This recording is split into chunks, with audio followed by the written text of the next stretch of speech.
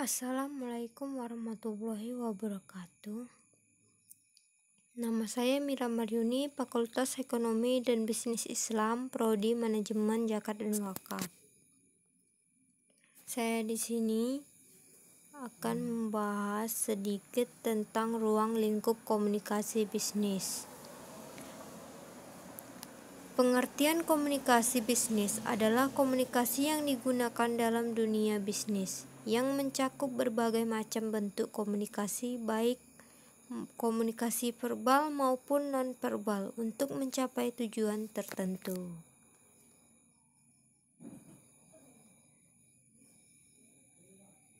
Nah, di sini ada bentuk-bentuk komunikasi internal. Tujuannya memberi penghargaan, memberi informasi atau argumentasi, memberi informasi tentang prosedur dan praktek organisasi, dan memberi umpan balik pelaksanaan kerja, dan terakhir menyajikan informasi aspek ideologi. Nah, ini bentuk-bentuk komunikasi dalam kegiatan bisnis. Yang pertama, komunikasi antarpersonal adalah komunikasi yang dilakukan antara seorang dengan orang lain dalam suatu masyarakat maupun organisasi. Yang kedua, komunikasi kelompok adalah komunikasi yang sasarannya kelompok orang yang umumnya dapat dihitung dan dikenal dan merupakan komunikasi langsung dan timbal balik.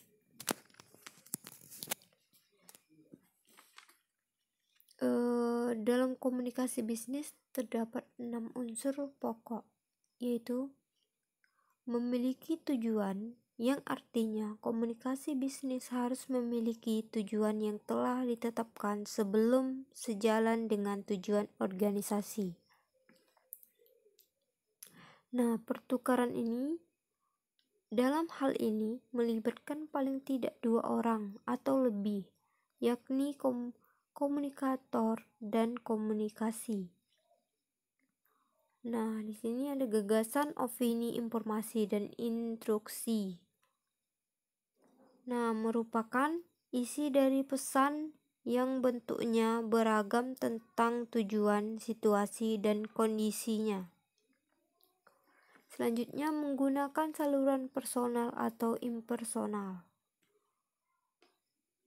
yang mungkin bersifat tatap muka, menggunakan media yang menjangkau jutaan orang secara bersamaan. Nah, menggunakan simbol atau sinyal.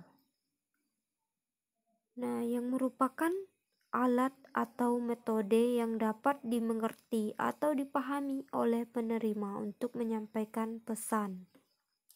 Dan terakhir, pencapaian tujuan organisasi adalah salah satu karakteristik yang membedakan organisasi atau lembaga formal dan informal, adalah adanya tujuan yang telah ditetapkan sebelumnya oleh manajemen. Nah, ini ada 5 lingkup dalam komunikasi bisnis, yaitu bentuk komunikasi, keterampilan komunikasi, faktor psikologis, proses komunikasi, dan terakhir ilmu-ilmu penunjang. Nah, ini ada proses komunikasi primer. Yang pertama, proses penyampaian pikiran dan perasaan seorang kepada orang lain dengan menggunakan lambang simbol sebagai media. Dan kedua, bahasa, kial, isyarat, gambar, dan warna. Dan ketiga, paling banyak digunakan adalah bahasa, karena mampu secara langsung menerjemahkan pikiran seseorang kepada orang lain. Dan terakhir ini idea, informasi, atau opini. Nah, ini ada sifat-sifat komunikasi. Komunikasi verbal adalah tindak komunikasi yang menggunakan kata-kata. Nah, ini ada non-verbalnya. Non-verbal ini adalah komunikasi tanpa kata-kata. Yang ketiga ini fase to fase. Yang terakhir ini mediated. Selanjutnya bentuk dasar komunikasi. Yang pertama komunikasi verbal. Ini ada dua, berbicara dan menulis, mendengar dan membaca. Yang kedua ini komunikasi non-verbal. Nah, orang dapat mengambil suatu kesimpulan tentang berbagai macam perasaan orang, baik rasa senang, benci, cinta, rindu, maupun berbagai macam lainnya. Ini ada akibat komunikasi. Nah, yaitu aspek kognitif adalah menyangkut kesadaran dan pengetahuan orang menjadi tahu atau sadar. Yang kedua ini aspek efektif adalah menyangkut sikap atau perasaan setelah diterpa pesan orang menjadi setuju. Yang ketiganya aspek konatif adalah menyangkut perilaku setelah diterpa pesan orang mau melakukan atau tidak. Nah, ini ada prinsip-prinsip dasar komunikasi bisnis. Yang pertama completeness, itu artinya kelengkapan. Yang kedua conciseness, itu artinya keringkasan. Yang ketiga ini constraightness, yaitu kekonkretan. Nah, yang keempat ini consideratio, artinya pertimbangan. Yang kelima ini clarity, yang artinya kejelasan. Yang keenam ini courtesy, artinya kesopanan. Dan terakhir correctness, artinya kebenaran. Nah, itulah yang dapat saya sampaikan. Sekian, terima kasih. Selanjutnya menggunakan saluran personal atau impersonal yang mungkin bersifat tatap muka, menggunakan media yang menjangkau jutaan orang secara bersamaan. Nah, menggunakan simbol atau sinyal. Nah, yang merupakan alat atau metode yang dapat dimengerti atau dipahami oleh penerima untuk menyampaikan pesan. Dan terakhir, pencapaian tujuan organisasi adalah salah satu karakteristik yang membedakan organisasi atau lembaga formal dan informal, adalah adanya tujuan yang telah ditetapkan sebelumnya oleh manajemen. Nah, ini ada 5 lingkup dalam komunikasi bisnis, yaitu bentuk komunikasi, keterampilan komunikasi, faktor psikologis, proses komunikasi, dan terakhir ilmu-ilmu penunjang.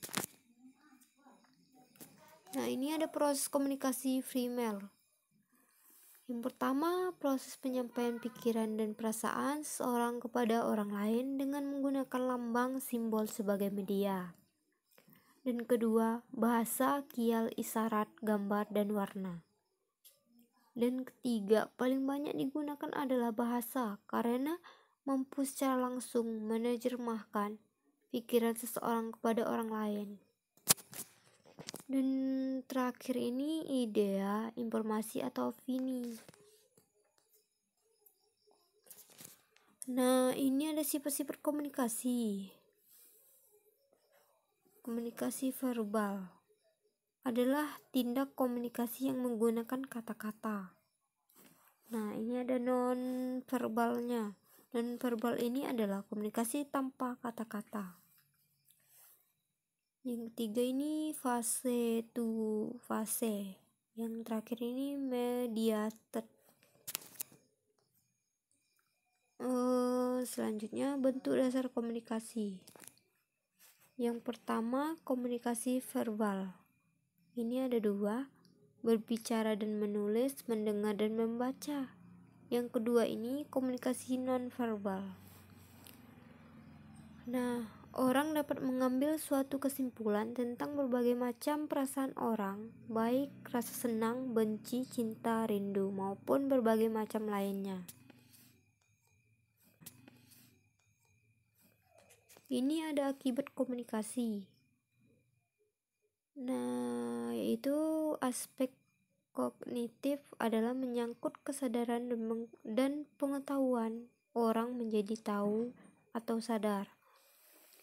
Yang kedua ini aspek efektif adalah menyangkut sikap atau perasaan setelah diterpa pesan orang menjadi setuju.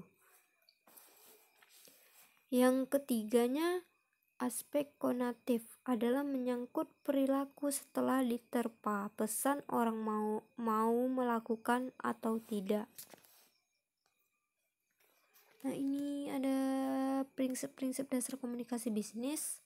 Yang pertama completeness, itu artinya kelengkapan. Yang kedua conciseness, itu artinya keringkasan. Yang ketiga ini constraightness, yaitu kekonkretan. Nah, yang keempat ini consideratio, artinya pertimbangan. Yang kelima ini clarity, yang artinya kejelasan. Yang keenam ini courtesy, artinya kesopanan. Dan terakhir correctness, artinya kebenaran. Nah, itulah yang dapat saya sampaikan. Sekian, terima kasih.